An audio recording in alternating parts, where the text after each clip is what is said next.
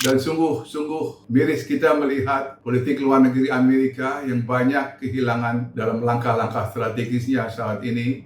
Demikian juga kita di Indonesia. Sungguh kita kehilangan kesempatan dengan ketidakstabilan dunia ini. Dan ini kelihatannya akan berlangsung terus dalam 2-3 tahun ke depan.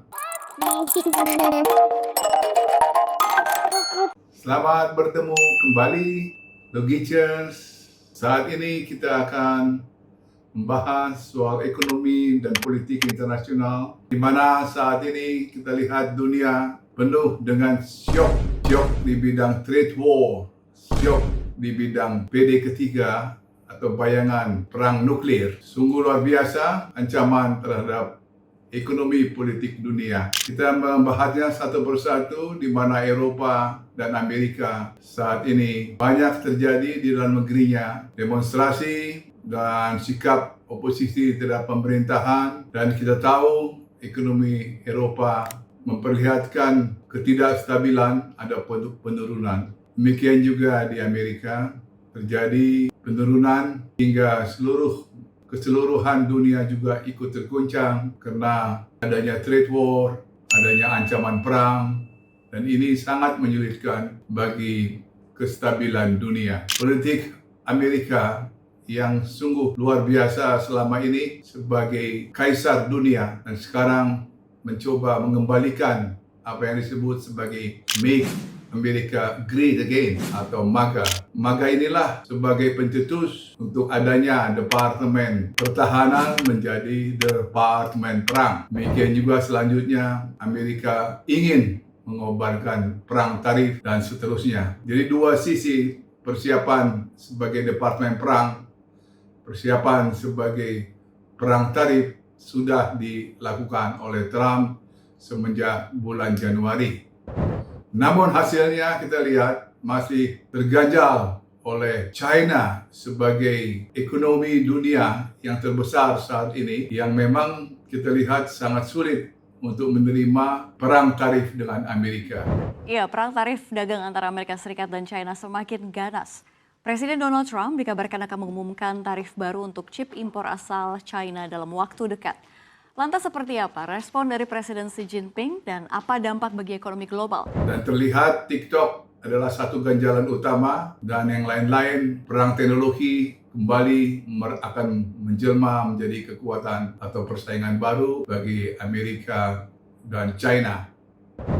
Dan saat ini China sudah memiliki partner Rusia dan India.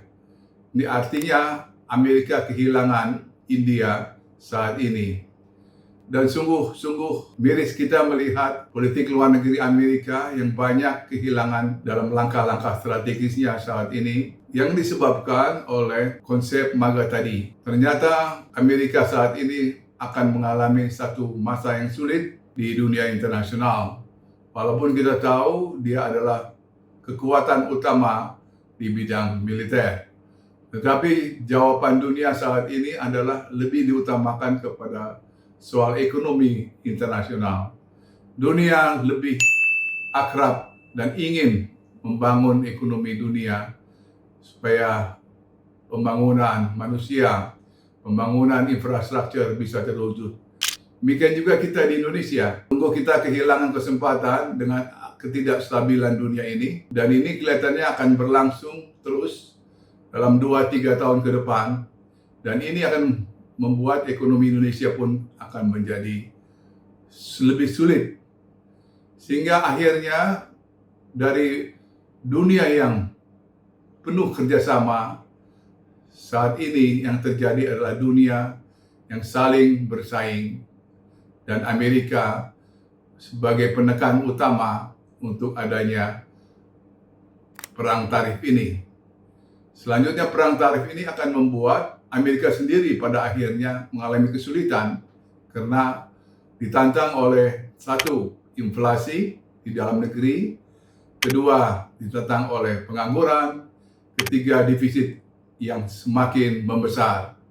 Padahal Amerika menginginkan defisit ini bertambah turun, tetapi faktanya adalah bertambah besar. Sungguh-sungguh ini membuat satu goncangan lagi nanti, dan jika goncangan itu berkelanjutan, dan ini akan membahayakan kehidupan dunia. Di samping itu ada perang yang kita tahu saat ini di Timur Tengah, dan ada perang di Eropa Timur yang belum memperlihatkan akan masa damainya.